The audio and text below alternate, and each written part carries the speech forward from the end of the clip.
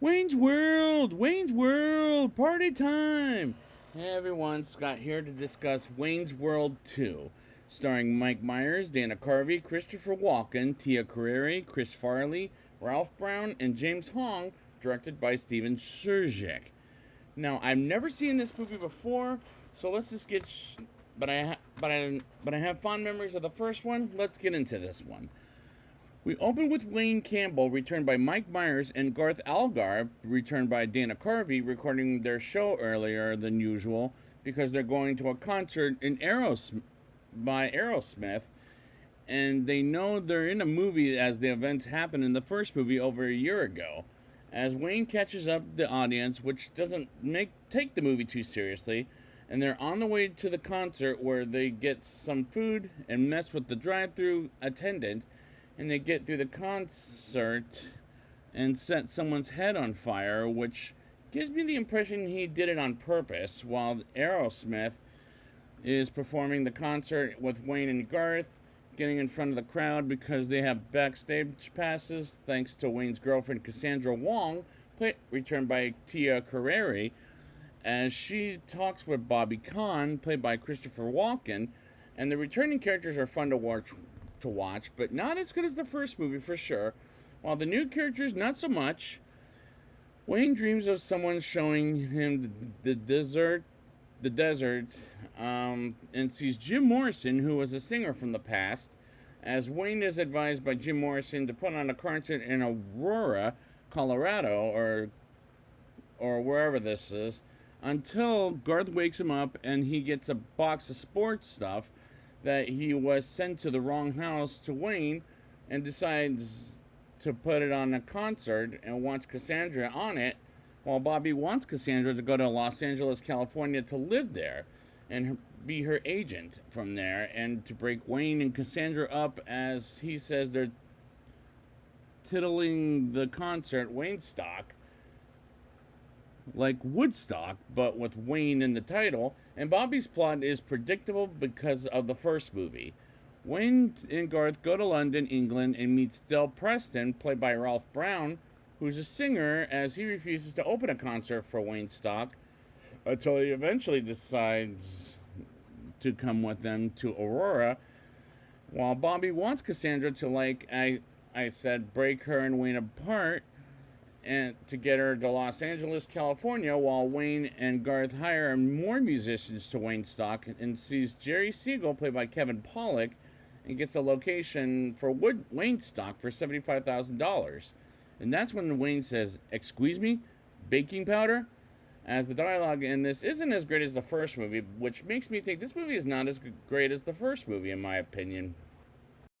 Garth goes to the laundromat and meets Honey, Honey, which is a French name, and played by Kim Basinger, and Garth falls in love with Honey as we move on to Cassandra and Bobby watching Wayne's World on the TV, as Bobby is not impressed with their show, and she brings her father over, and her father Jeff, played by James Hong, starts to like Wayne after briefly fighting Wayne, and they're the same match, and starts to like him, which sounds ridiculous, but to be fair, this movie doesn't take itself too seriously. But am I liking this movie? Not as much as the first film, but so far it's alright.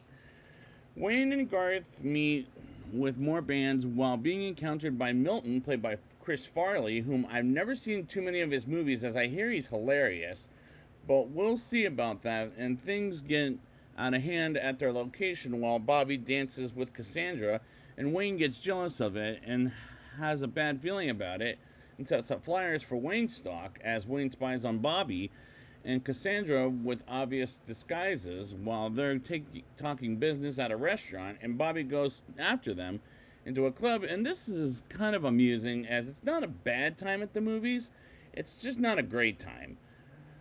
Wayne talks with Cassandra about seeing other people because of Bobby's, and she punches Wayne in the face, and we move on to training for Waynestock with Wayne and Garth and others, while Honey goes to their place, and Garth and they talk and they smooch each other, and she dances, and the editing wasn't too bad in this movie, as I could follow it. But the question is, what's the plot other than setting up Waynestock?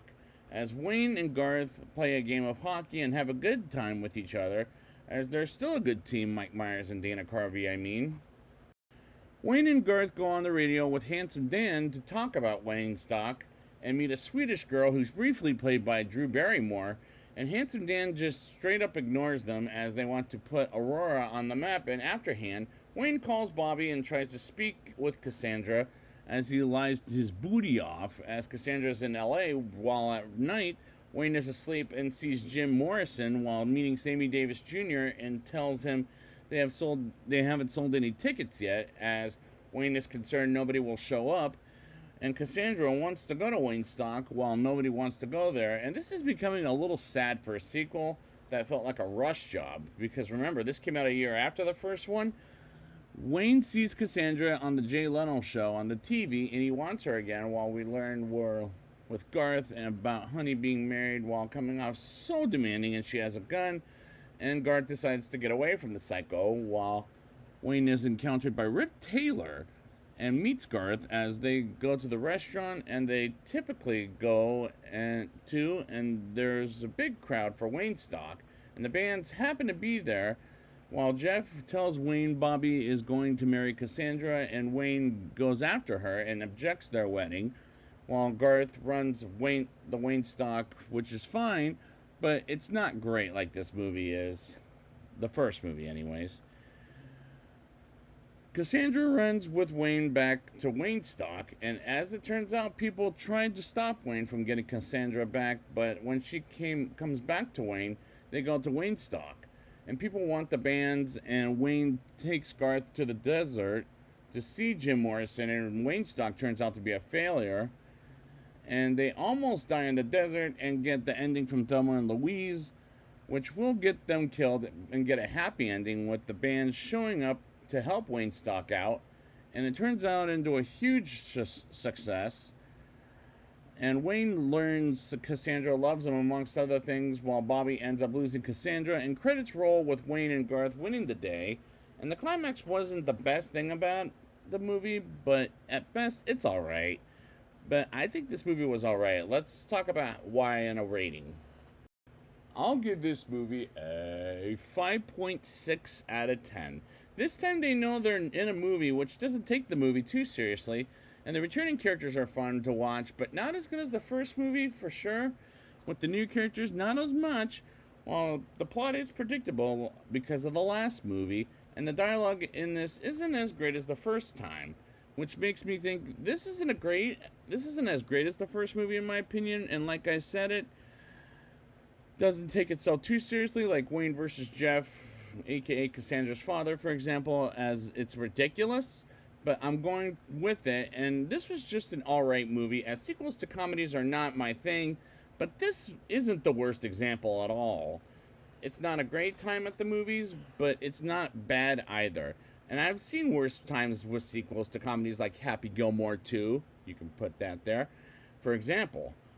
As this is a mild recommendation for this movie, as the editing wasn't too bad in this movie, because I can follow it, but other than setting up Waynestock, what was the plot of the movie, as I went with it, and it worked fine, but not as great as the first movie.